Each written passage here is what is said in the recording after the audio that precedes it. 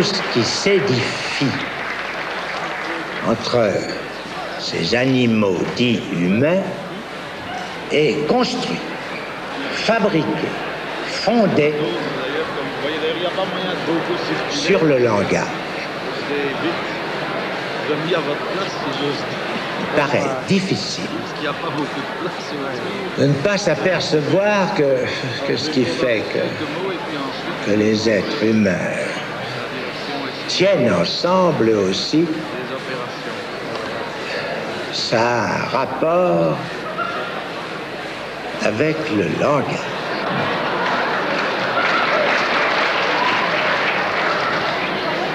Ah.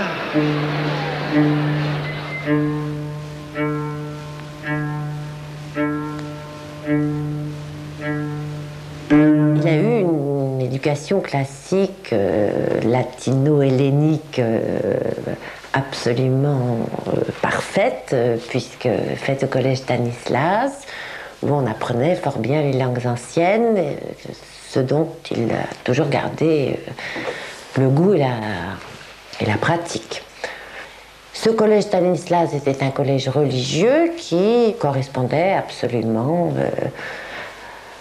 aux convictions catholiques et d'un catholicisme, je pense, assez conservateur de sa famille.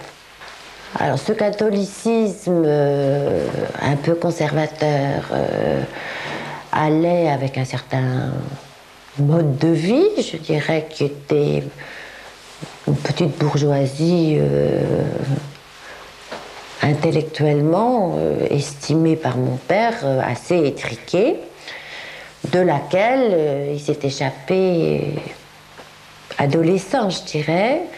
Je crois que déjà vers 17 ans, il fréquentait la librairie d'Adrienne Monnier, qui était un lieu de la pensée en train de se faire un petit peu avant 1920. Toujours est-il que je crois que c'est quand il a 19 ans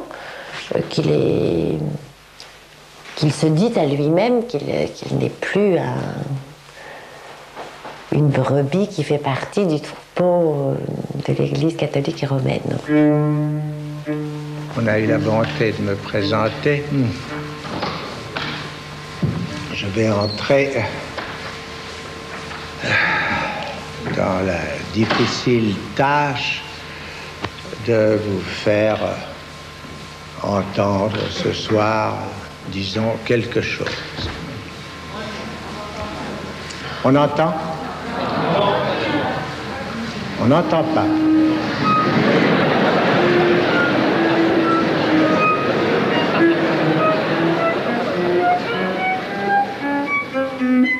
On entre dans une seconde période quand il commence à effectivement choisir dans la médecine la psychiatrie. Et c'est une période qui se conclut par une illustre thèse qui est encore fréquentée par tout le monde et qui marque un moment absolument déterminant. Et cette thèse, le docteur Lacan l'avait envoyée à Freud, se disant au professeur Sigmund Freud, père de la nouvelle psychiatrie, à laquelle je voudrais avoir contribué un peu par cet ouvrage, bien que j'ai dû m'y exprimer trop souvent en fonction de l'ancienne. En témoignage de mon immense admiration, Jacques Lacan. Je crois que ça dit exactement en 1932 qui était Jacques Lacan à la fin de ses études, quelqu'un qui savait déjà qu'il fallait anticiper et qui en même temps devait se plier aux normes universitaires, je dirais pour une dernière fois.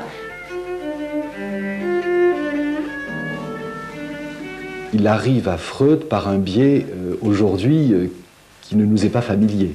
Il arrive à Freud par le biais d'une théorie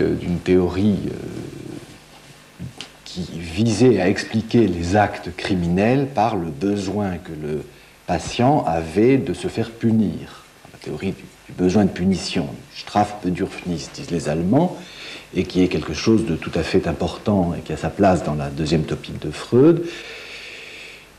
Et ça frappe aujourd'hui parce qu'on n'a pas d'emblée l'idée que les psychanalystes vont aller dans les prisons, s'intéresser à cette clinique de la délinquance. Or, c'est quelque chose que Lacan ne reniera absolument pas.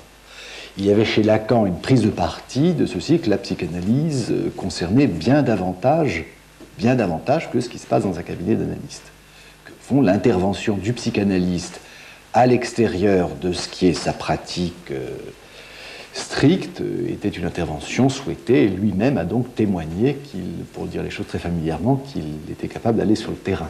Alors, ça, donc, dans sa thèse, c'est manifeste, c'est patent. Il donne même à plusieurs moments l'idée qu'il avait dans sa génération et dans le groupe des jeunes psychiatres, des jeunes Turcs auxquels il appartenait, de la psychiatrie d'alors, qu'il avait sa conception de l'entretien psychiatrique qui était tout à fait neuve, qui était tout à fait particulière et qui tranchait face à un style d'autorité, face à un style d'interrogatoire et d'examen autoritaire qui était le style volontiers affiché par la plupart de ses collègues.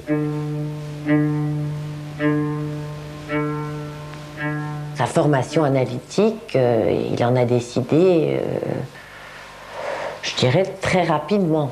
Ça n'a pas été, en tant même que psychiatre, un pur intérêt théorique. C'est une expérience où lui-même s'est engagé.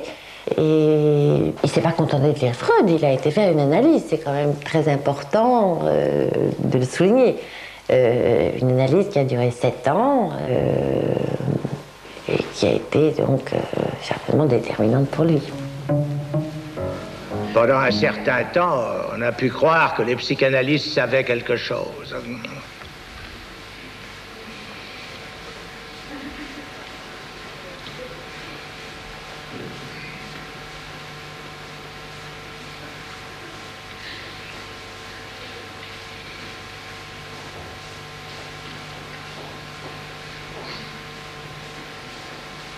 Mais ça n'est plus très répandu.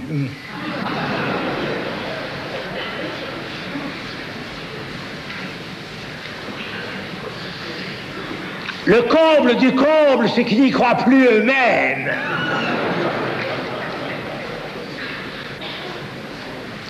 En quoi ils ont tort?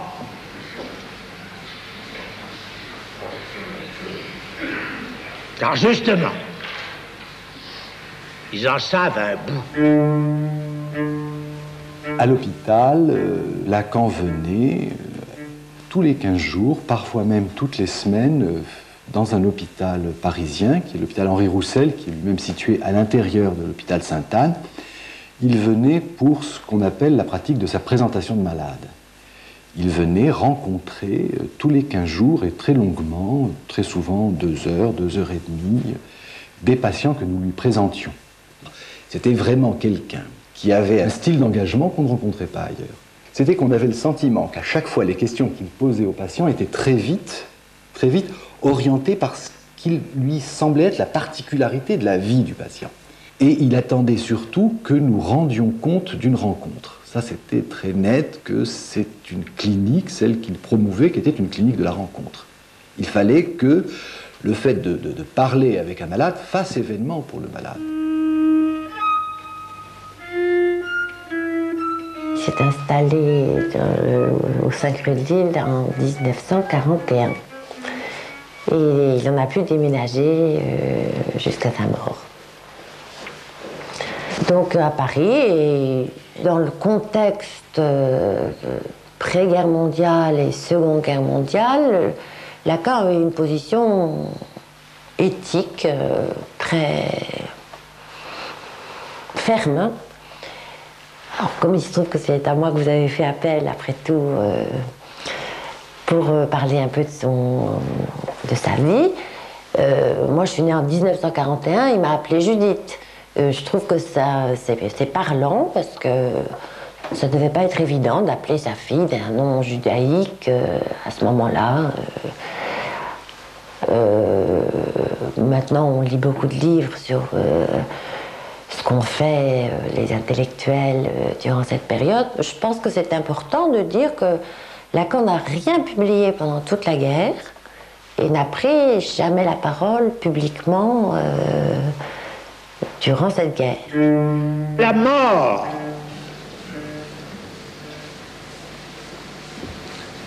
est du domaine de la foi. Vous avez bien raison de croire que vous allez mourir, bien sûr. Hein?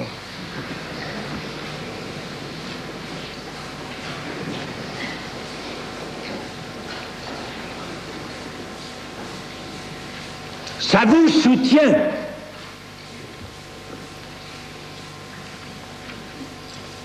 Si vous n'y croyez pas, est-ce que vous pourriez supporter la vie que vous avez?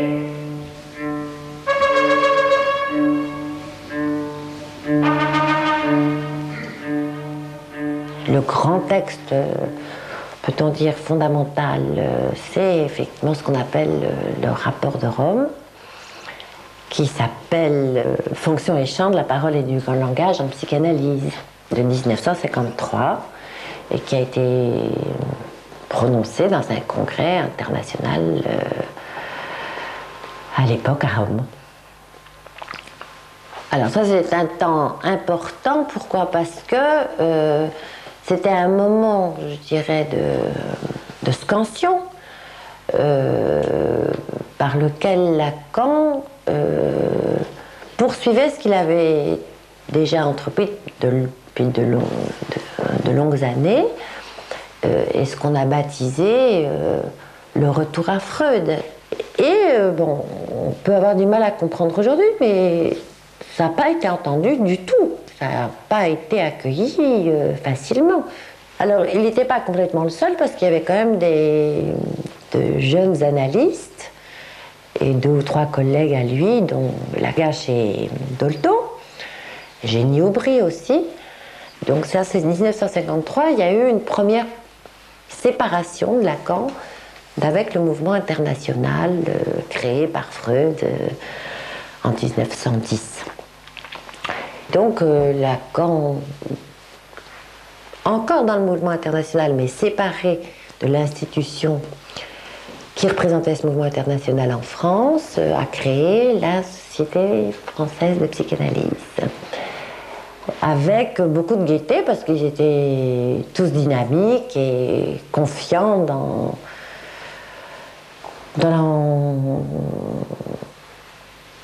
leurs exigences.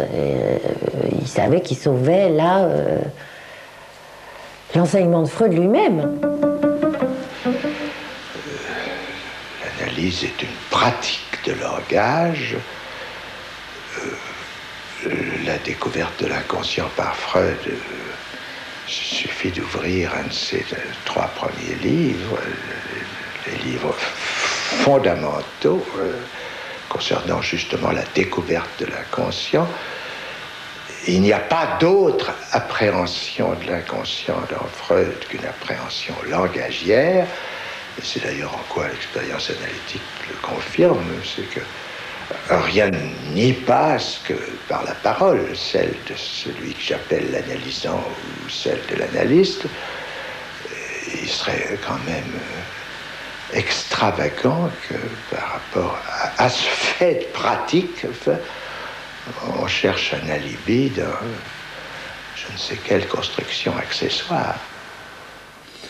Lacan montre que, puisque le psychanalyste n'opère que par la parole, ce n'est que par la parole que la psychanalyse se passe, c'est uniquement dans le champ de la parole et du langage qu'on doit loger la cause même des phénomènes dont se plaint le sujet, la cause même de tout ce qui lui arrive. C'est-à-dire qu'il n'y a pas du tout chez Lacan la possibilité, quand on lit Lacan, et aussi quand on lit Freud, me semble-t-il, il n'y a pas du tout la possibilité, au fond, de s'en sortir avec d'autres sciences humaines, avec la sociologie et surtout avec la biologie. On pourrait dire actuellement, on se débrouille, on aide le sujet à s'y retrouver, on dissout un certain nombre de phénomènes pathologiques pénibles, on éclaire un destin, mais mon Dieu, la cause, elle doit bien être quelque part dans les cellules, dans la biochimie. Chez Lacan, c'est impossible. Et il y a chez Lacan l'approfondissement continu de cette thèse centrale que l'inconscient n'est pas structuré comme une synapse, hein, que l'inconscient est structuré comme est structuré le langage. Alors ça a des conséquences pratiques très considérables. Ça veut dire que cette béance, qui effectivement est celle du sujet, qui fait que dès que le sujet veut saisir le pourquoi de ce qu'il veut et le pourquoi de ce qu'il ne veut pas, il est devant un trou, devant une énigme, il n'est pas capable d'expliquer cela uniquement par les moyens d'une psychologie compréhensive. Eh bien, cette béance résulte de ceci que le sujet, l'enfant est né dans un ordre langagier qui le dépasse, qui était là avant, et toutes les paroles entendues au moment où il arrive au monde, toutes les paroles entendues dans son enfance sont des paroles qui, de s'inscrire dans cet ordre qui dépasse le sujet, fait que jamais on ne pourra comprendre ce qui lui arrive uniquement avec l'idée qu'on va maîtriser les significations de tous les événements. Ce que l'expérience nous montre, c'est que cet un langage dont j'ai parlé et qui est ce dans quoi vous avez tous cru et grandi, que vous avez reçu chacun, disons le mot dans votre famille, n'est-ce pas, n'est pas là quelque chose qui vous a été transmis sans vous véhiculer en même temps toute une réalité frémissante et vacillante, qui est faite du désir de vos parents. C'est pour autant que dans la formation de chacun, cette incidence par la mère, par la langue maternelle, par ce quelque chose qui est à la fois au principe que c'est vers là que se tourne l'amour.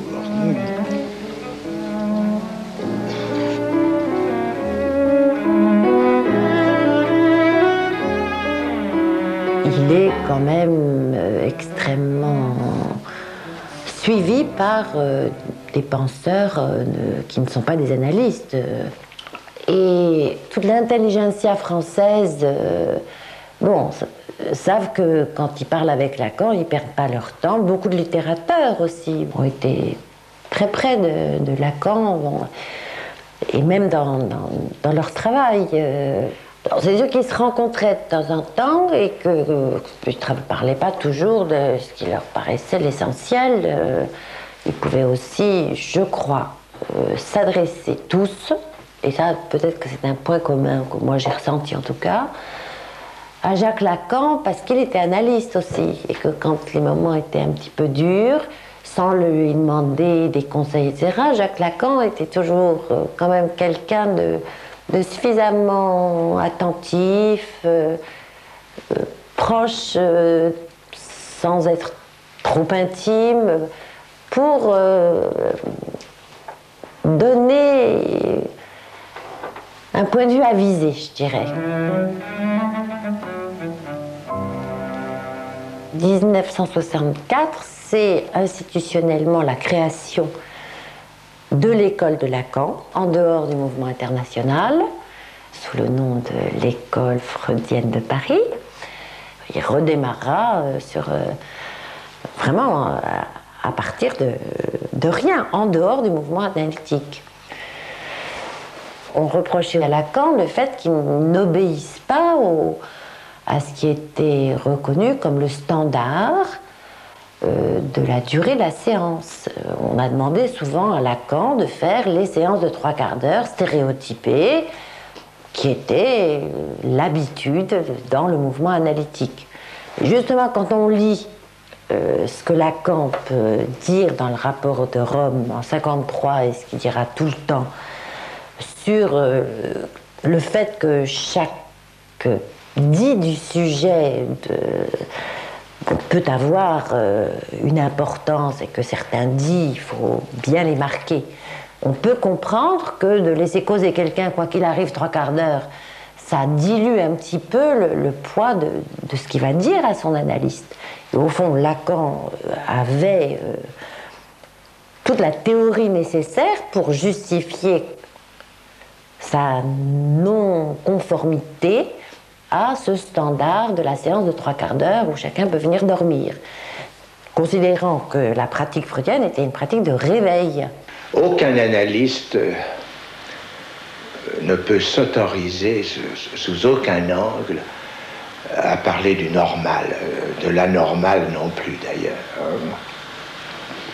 L'analyste en présence d'une demande d'analyse, à savoir s'il pense que cette demande d'analyse a forme propice à ce que le procès analytique s'engage, c'est le cas de le dire, enfin, cordonnier pas au-delà de la semelle.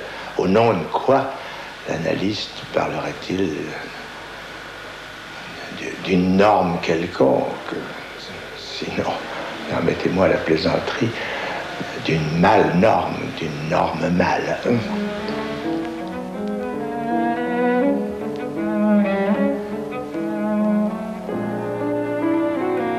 Ce qu'il dit des rapports de la psychanalyse avec son aspect soignant, avec l'aspect thérapeutique, sont bien plus exigeants qu'il n'y paraît. Lacan ne dit absolument pas que la psychanalyse ne doit pas être thérapeutique. Il dit qu'elle doit être beaucoup plus que cela. Après tout, la thérapeutique, c'est les moyens qu'on se donne pour soulager un sujet qui souffre. Et ça, des thérapeutiques qui s'adressent à la souffrance mentale et morale, il y en a beaucoup. Et si la psychanalyse était cela, on ne voit vraiment pas ce qui mériterait que l'on continue de s'intéresser à elle. Lacan le dit, je crois, dans un séminaire du début des années 60, que le psychanalyste doit faire beaucoup plus que guérir. Il doit modifier la position subjective du patient. C'est-à-dire que le psychanalyste est responsable de bien plus que de la guérison. Il est responsable de la position dans laquelle le patient est à chaque fois qu'il part de chez lui. Ça veut dire que la psychanalyse n'est pas une façon de mieux se connaître. C'est une souffrance qui amène le sujet à voir un psychanalyste, et c'est de cette souffrance et du destin de cette souffrance que le psychanalyste est responsable. Je crois que c'est les autres qui voyaient plutôt que Lacan vieillissait, qui ont commencé peut-être un peu à envisager des problèmes de succession qui n'avaient rien à voir avec la psychanalyse elle-même. Alors, effectivement, cette école créée en 1964, 17 ans plus tard, en 1980, a été dissoute, je dirais, gaiement par lui, parce que c'était un pari sur l'avenir, et un pari formidable. Un pari, je pense, pesé, puisque la contre-expérience de l'école dissoute dans la nouvelle école, l'école de la cause freudienne, était une tâche difficile qu'ont soutenu ceux qui ont été des élèves qui ont poursuivi sur le même objectif que Lacan. Et en juillet 80 même, il part à Caracas. Pour la première fois, il va en Amérique latine et il rencontre, à proprement parler, un nouveau monde. C'est-à-dire quand même des lecteurs de ses écrits, de ses séminaires qui ont été traduits. Et Lacan a donné rendez-vous dans 2 ans à Paris.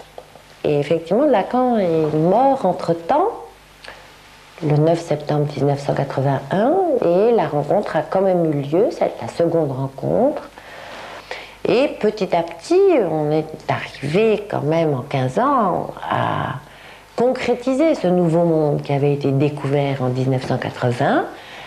Alors c'est un mouvement qui est en cours, même s'ils n'ont pas connu maintenant une génération et demie à passer directement Lacan, beaucoup d'entre eux ont des responsabilités et sont, je dirais, à l'aise comme des poissons dans l'eau dans l'enseignement de Lacan, parce qu'ils le prennent tout entier et ils y travaillent point par point. On ne se pose de questions que là où on a déjà la réponse.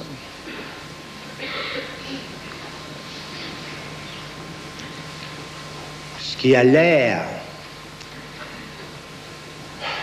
de limiter beaucoup la portée des questions.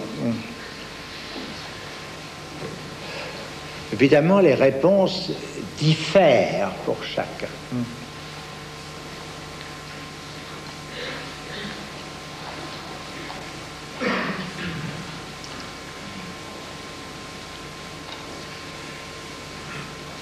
C'est qui fait obstacle à ce que si gentiment on appelle la communication.